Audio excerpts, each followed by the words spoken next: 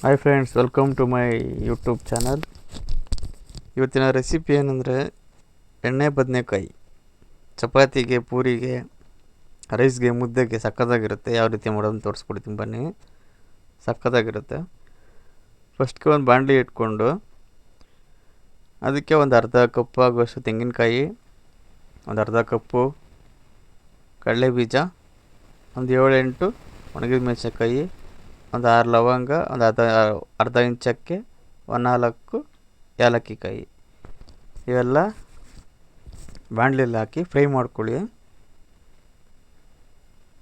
High flame ಇಟ್ಕೋಬೇಡಿ, ಹೋಗ್ಬಿಡುತ್ತೆ ಬೇಗ. Low flame ಇಟ್ಕೊಂಡು ಅದನ್ನು ಚೆನ್ನಾಗಿ ಒಂದು 2-3 ನಿಮಿಷ ಫ್ರೈ ಮಾಡ್ಕೊಳ್ಳಿ.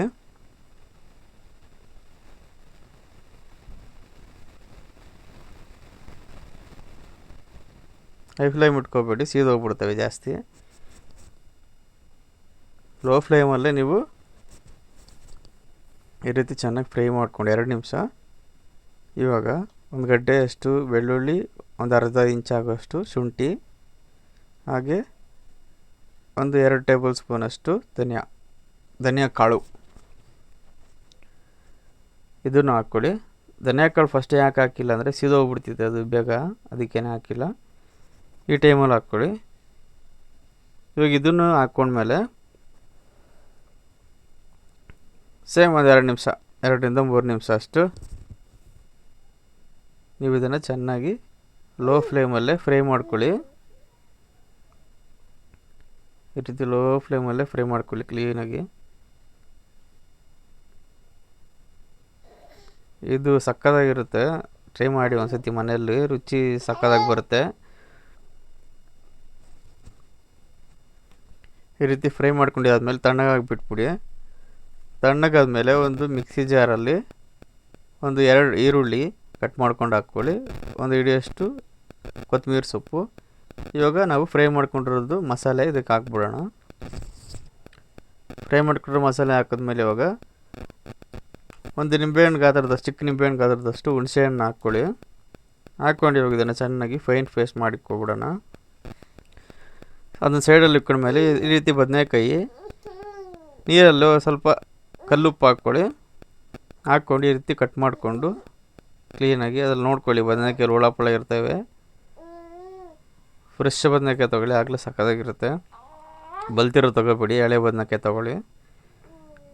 ಕಟ್ ಮಾಡ್ಕೊಂಡ್ಮೇಲೆ ಈ ರೀತಿ ಇವಾಗ ರುಬ್ಬಿರೋ ಮಸಾಲೆನ ಒಂದೊಂದೇ ಬದನೆಕಾಯಿಗೆ ಈ ರೀತಿ ಸೆಂಟ್ರಲ್ಲಿ ಆ್ಯಡ್ ಮಾಡ್ಕೊಂಡು ಹೋಗೋಣ. ಒಂದೊಂದೇ ಬದನೆಕಾಯಿಗೆ ಈ ರೀತಿ 4 ಭಾಗ ಕಟ್ ಮಾಡಿದ್ದೀರಲ್ಲ, ಆ ಸೆಂಟ್ರಲ್ಲಿ ಈ ರೀತಿ ಎಲ್ಲ ಬದನೆಕಾಯಿಗೂ ಈ ರೀತಿ ಹಾಕಿಕೊಳ್ಳೋಣ. ಅದಾದಮೇಲೆ ಇವಾಗ ಒಂದು ಕುಕ್ಕರ್ ಇಟ್ಕೊಂಡು ಒಂದು 4 ಟೇಬಲ್ ಸ್ಪೂನಷ್ಟು ಆಯಿಲ್ ಹಾಕ್ಕೊಳ್ಳಿ. ಒಂದು ಕಾಲು ಸ್ಪೂನಷ್ಟು ಸಾಸಿವೆ ಹಾಕ್ಕೊಂಡು ಒಂದು 2 ಗಡ್ಡೆ ಕರಿಬೇವಿನ ಸೊಪ್ಪು ಹಾಕ್ಕೊಳ್ಳಿ. ಕರಿಬೇವಿನ ಸೊಪ್ಪು ಹಾಕ್ಕೊಂಡಿದ್ದಾದಮೇಲೆ ಇವಾಗ ಕಟ್ ಮಾಡಿಕೊಂಡು ಮಸಾಲೆ ತುಂಬಿದ್ರಲ್ಲ ಬದನೆಕಾಯಿ, ಅದನ್ನು ಇವಾಗ ಎಣ್ಣೆಯಲ್ಲಿ ಹಾಕ್ಬಿಟ್ಟು ಚೆನ್ನಾಗಿದ್ದೀನಿ ಇವಾಗ ಒಂದು 5 ನಿಮಿಷ ರೋಸ್ಟ್ ಮಾಡೋಣ. ಆ ಎಣ್ಣೆಯಲ್ಲಿ ಇದು ರೋಸ್ಟ್ ಆಗಬೇಕು ಬದನೆಕಾಯಿ ಎಲ್ಲ. ಆ ಎಣ್ಣೆಯಲ್ಲಿ ಎಷ್ಟು ರೋಸ್ಟ್ ಆಗುತ್ತೋ ನಿಮಗೆ ಸಾರು ಅನ್ನೋದು ಅಷ್ಟು ರುಚಿ ಬರುತ್ತೆ. ಜೊತೆಲಿ ಹಂಗೆ ಉಪ್ಪು ಸೇರಿಸ್ಕೊಳ್ಳೋಣ. ಇವಾಗ ರುಚಿಗೆ ಸಾರಿಗೆ ಎಷ್ಟು ಬೇಕೋ ಅಷ್ಟು ಉಪ್ಪು ಸೇರಿಸ್ಕೊಬಿಟ್ಟು ಇವಾಗ ಸೇಮ್ ಅದನ್ನು ಇವಾಗ ಒಂದು 2 ನಿಮಿಷ ಈ ರೀತಿ ಚೆನ್ನಾಗಿ ರೋಸ್ಟ್ ಮಾಡ್ಕೊಬಿಡೋಣ. ಉಪ್ಪು ಅದಕ್ಕೆ ಹಿಡಿಬೇಕಲ್ವ ಬದನೆಕಾಯಿಗೆ, ಹೊಡಿತಿ ಬದನೆಕಾಯಿ ಕಲರ್ ಅದು ಚೇಂಜ್ ಆಗಬೇಕು ಮೇಲೆ ಭಾಗ, ಆವಾಗ ಸ್ವಲ್ಪ ಫ್ರೈ ಆಗಿದೆ ಅಂತ. ಈ ರೀತಿ ಫ್ರೈ ಆದಮೇಲೆ ರುಬ್ಬಿಟ್ಕೊಂಡಿರೋ ಮಸಾಲೆಯನ್ನು ಇದಕ್ಕೆ ಹಾಕ್ಕೊಬಿಡೋಣ.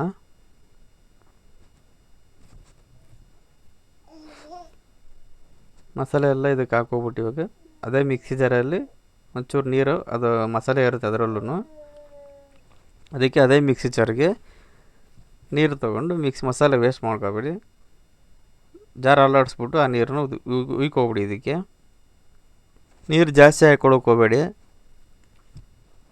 ಸಾರು ತೆಳ್ಳಗಾಗ್ಬಿಟ್ರೆ ಕಷ್ಟ.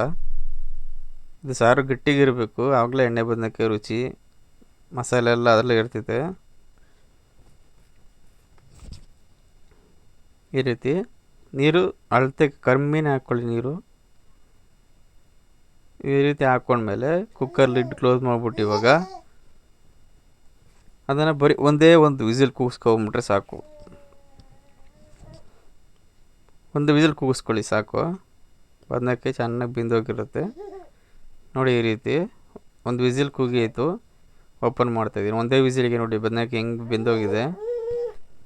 ಇಷ್ಟ ಫ್ರೆಂಡ್ಸ್, ಸಿಂಪಲಾಗಿ ಮಾಡ್ಕೊಬೋದು, ನೀವು ಟ್ರೈ ಮಾಡಿ. ಅದೇ ರೀತಿ ನಮ್ಮ ಚಾನಲ್ನ ಶೇರ್ ಮಾಡಿ, ಲೈಕ್ ಮಾಡಿ, ಕಮೆಂಟ್ ಮಾಡಿ, ಸಬ್ಸ್ಕ್ರೈಬ್ ಮಾಡಿ. Thank you friends. Bye bye.